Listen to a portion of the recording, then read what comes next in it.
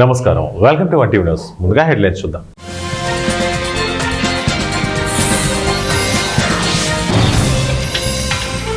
మరోసారి సుంకాలతో విరుచుకుపడిన Trump, pharma దిగుమతులపై 100% tariff.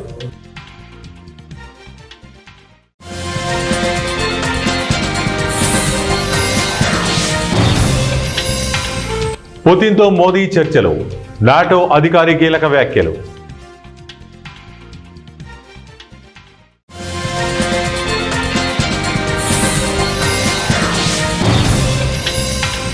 Pawan ను చూస్తే బాలయ్యకు కడుపు మంట, పేర్ని నాని.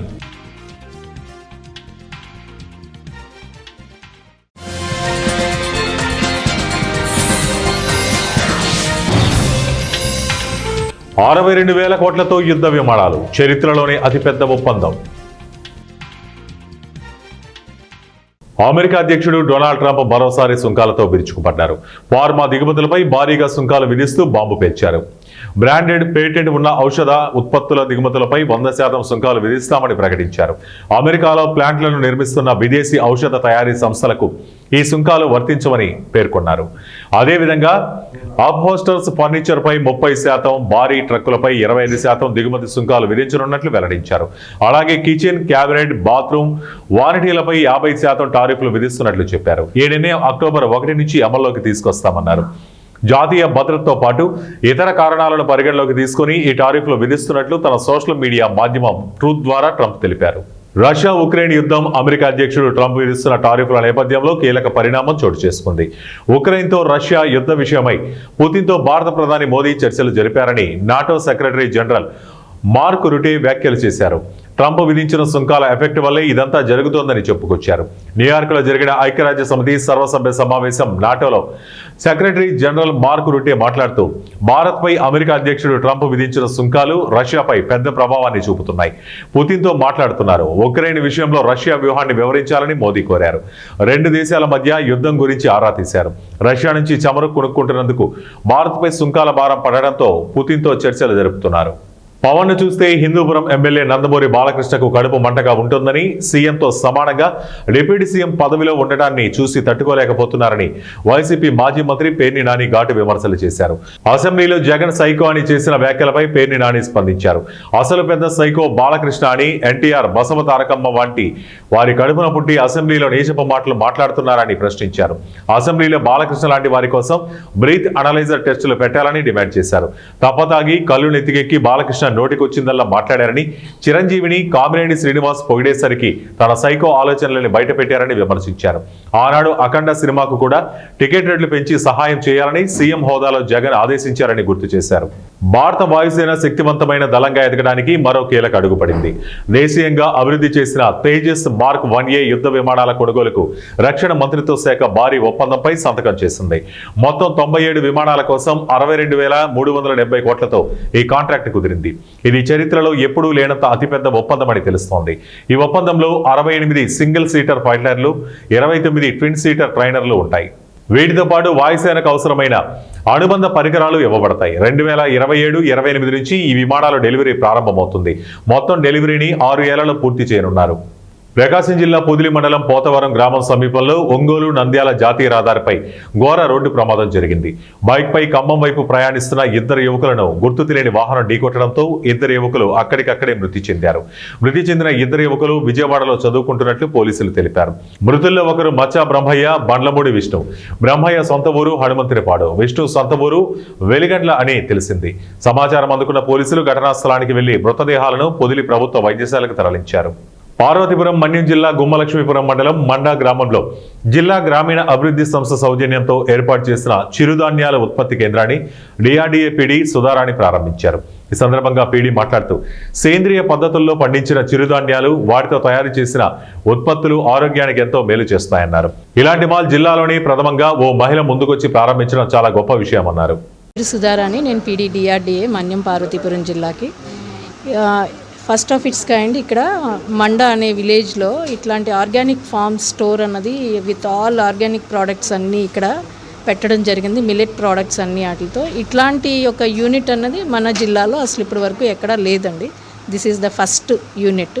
అండ్ శాంతి అనే అమ్మాయి స్టార్ట్ చేసింది. నేను ఫస్ట్ ఇనీషియల్లీ 1 month బ్యాక్ ఈ మండల విజిట్కి వచ్చినప్పుడు తనని పరిచయం చేశారు మా ఏపీఎం గారు. ఈ స్టోరు ఇట్లా తన యొక్క ఇంటెన్షన్స్ అవి అన్నీ ఇచ్చేశారు. తనతో ఇంటరాక్ట్ అయిన తర్వాత నాకు అనిపించింది తనకి ఏదైనా ఒక విధంగా మనం సపోర్ట్ ఇస్తే ఒక ఎంటర్ప్రూనర్గా తను డెవలప్ అవ్వడానికి చాలా స్కోప్ ఉంది. తనకి కూడా విజన్ చాలా ఎక్కువ ఉంది. ఎందుకంటే తను కూడా she has done her PG and BEd both రెండూ చేశారు. అండ్ ఇక్కడ కస్టమర్స్కి అందరికీ 100% ఆర్గానిక్ ప్రోడక్ట్ ఇవ్వాలన్న ఒక ఉద్దేశంతో నేను ఉన్నాను అని తను చెప్పింది.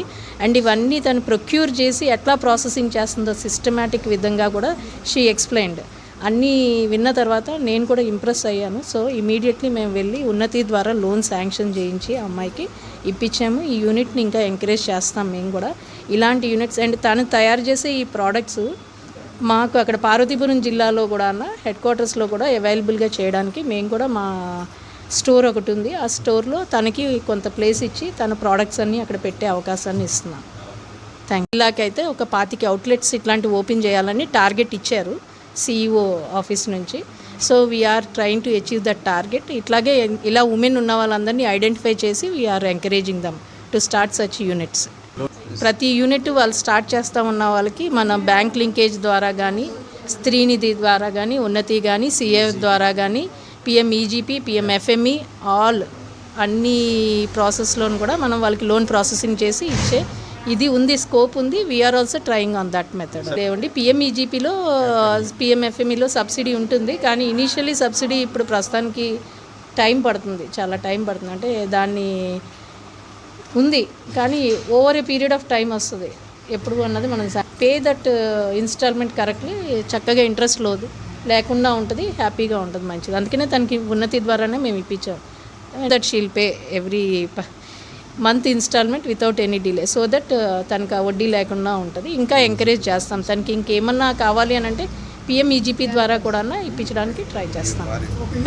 అనకాపల్లి జిల్లా నక్కపల్లి మండలంలో ఆర్సెలర్ మెటల్ స్టీల్ కంపెనీ నిర్మాణంపై ప్రజాభిప్రాయ సేకరణకు కౌంట్ డౌన్ మొదలైంది.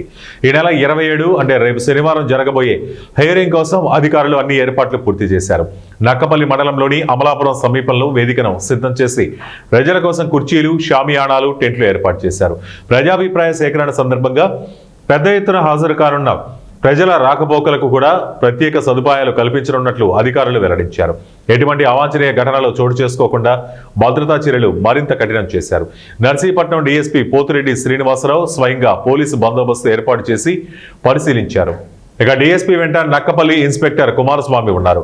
మరోపక్క మెటల్ కంపెనీ ప్రతినిధి సత్యనారాయణ, సెక్యూరిటీ వింగ్ కిషోర్ తదితరులు సభ ఏర్పాట్లను స్వయంగా పర్యవేక్షిస్తున్నారు.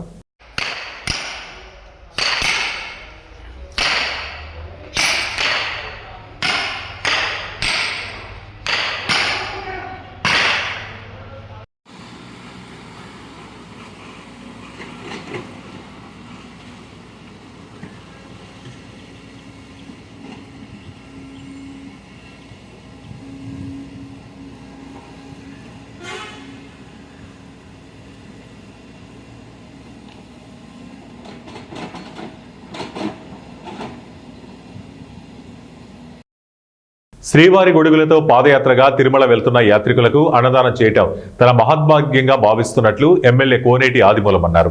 శుక్రవారం మధ్యాహ్నం శ్రీవారి గొడుగులు పిచ్చాటూరుకు చేరుకుంది. ఈ నేపథ్యంలో స్థానిక MKT కళ్యాణ మండపంలో శ్రీవారి గొడుగులు యాత్రికులకు అన్నదాన కార్యక్రమం ఎమ్మెల్యే కోనేటి ఆదిమూలం ప్రారంభించారు. ఈ సందర్భంగా ఎమ్మెల్యే మాట్లాడుతూ శ్రీవారి గొడుగులు సత్యవేడి నియోజకవర్గంలోని నాగలాపురం, పిచ్చాటూరు, నారాయణవనం మండలాల గుండా వెళ్లడం సంతోషంగా ఉందన్నారు.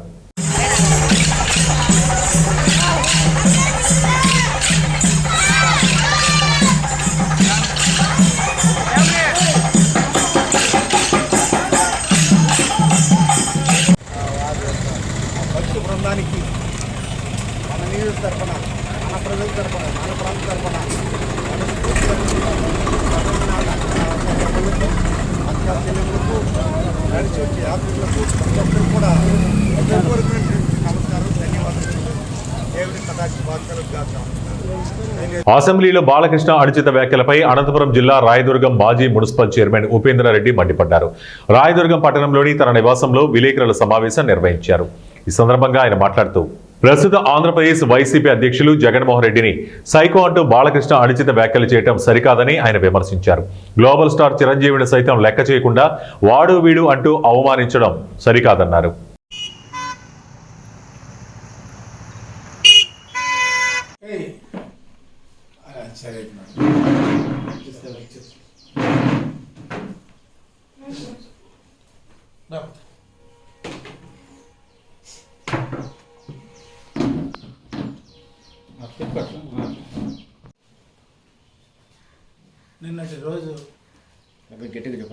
నిన్నటి రోజు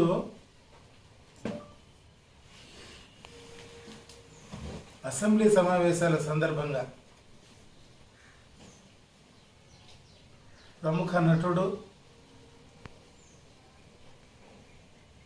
దివంగత నేత నందమూరి తారక రామారావు గారి పుత్రరత్నం బాలకృష్ణ గారు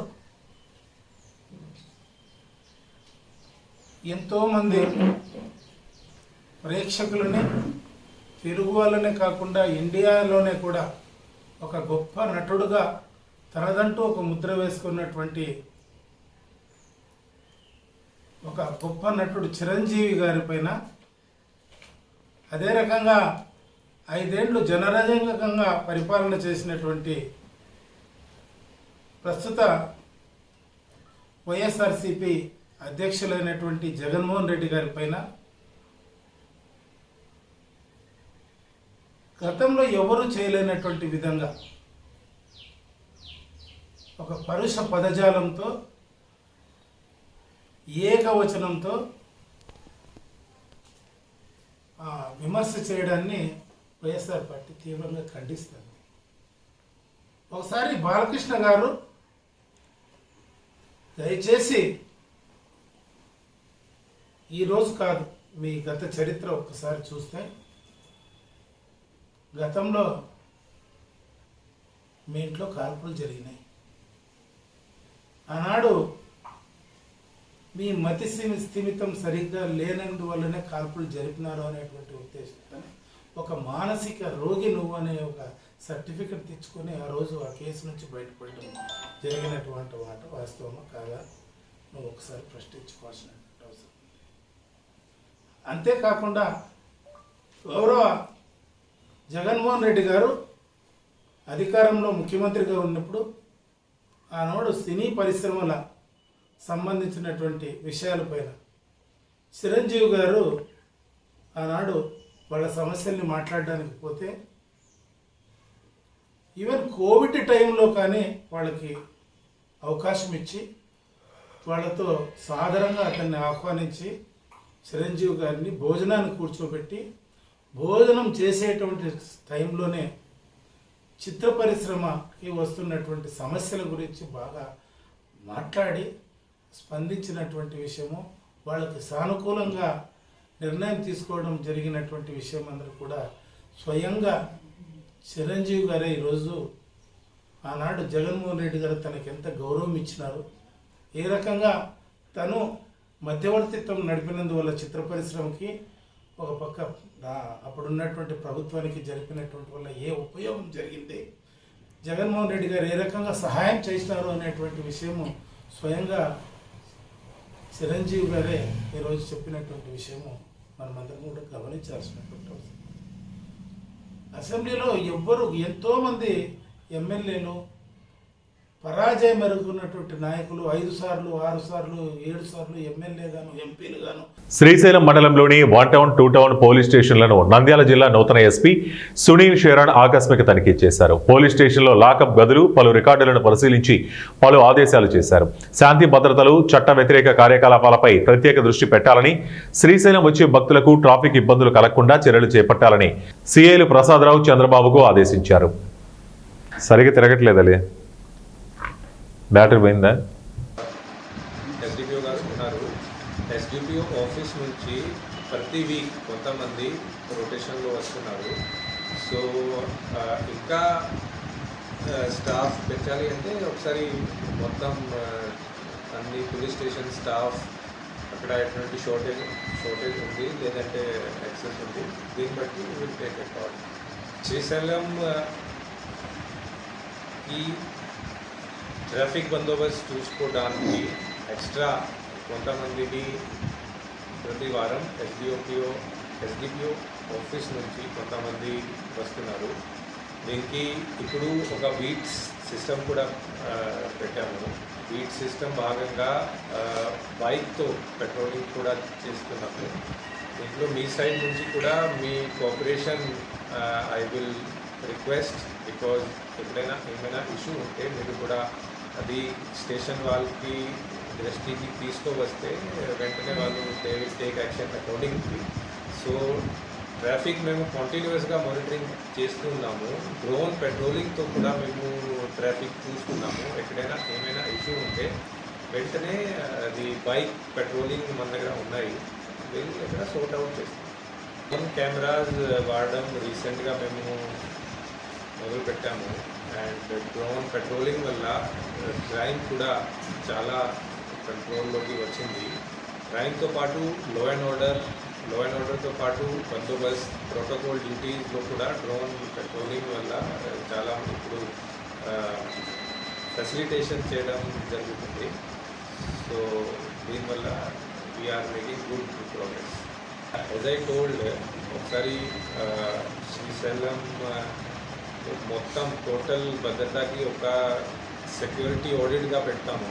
ఒక రివ్యూ తీసుకొని దీనిలో ఏమేమి మన సైడ్ నుంచి ఇంకా చేయాల్సిన ఉన్నాయి దీన్ని బట్టి ముందుకు వెళ్తాం. కర్నూలు జిల్లా ఆదోని పట్టణంలో స్థానిక అన్ని సంఘాల నాయకులు విలేకరుల సమావేశం ఏర్పాటు చేశారు. ఈ సమావేశంలో ముఖ్య నాయకులు మాట్లాడుతూ గతంలో జిల్లా సాధన కోసం ఎన్నో పోరాటాలు చేశామన్నారు. ఈ సమావేశంలో ప్రతి ఒక్కరూ జెండా ఏదైనా ఆదోని జిల్లా కోసం అందరూ విడివిడిగా కాకుండా కలిసికట్టుగా పోరాడదామని తెలిపారు. ఆదోని నియోజకవర్గం ఎమ్మెల్యే ఆదోని జిల్లా చేసేంత వరకు విడిచిపెట్టేది లేదన్నారు.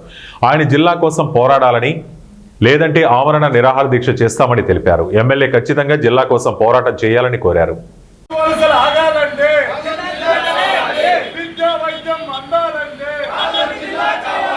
అభ్యుదయ వేదిక వారందరూ కలిసి ఒక జేఏసీగా ఏర్పడి ఈరోజు మేమంతా కలిసికట్టుగా ముందుకు సాగాలని నిర్ణయించుకున్నాము.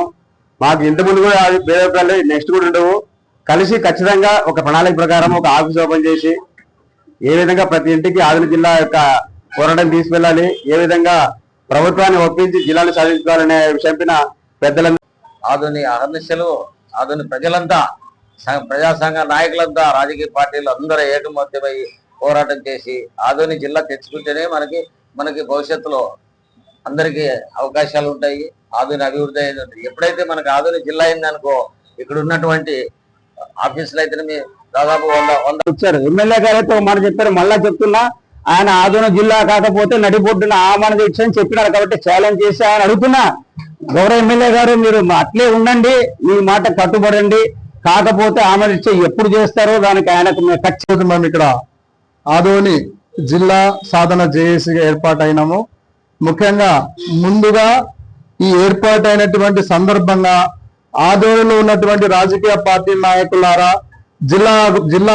జిల్లా పైన మీ అభిప్రాయం వ్యక్తం చేయాలి. లేకపోతే రానున్న స్థానిక శక్తి కాదు.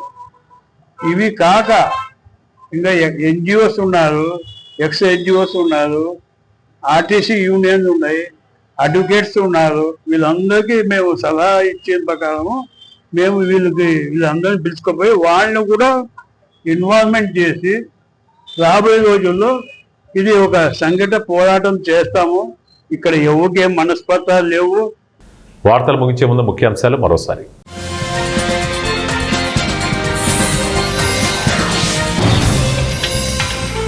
మరోసారి సుంకాలతో విరుచుకుపడిన ట్రంప్, ఫార్మా దిగుమతులపై 100% టారిఫ్.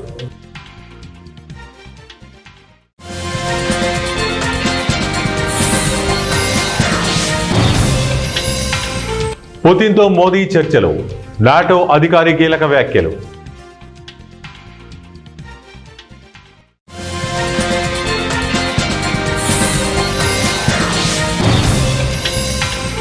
పవన్ ను చూస్తే బాలయ్యకు కడుపు మంట, పేర్ని నాని.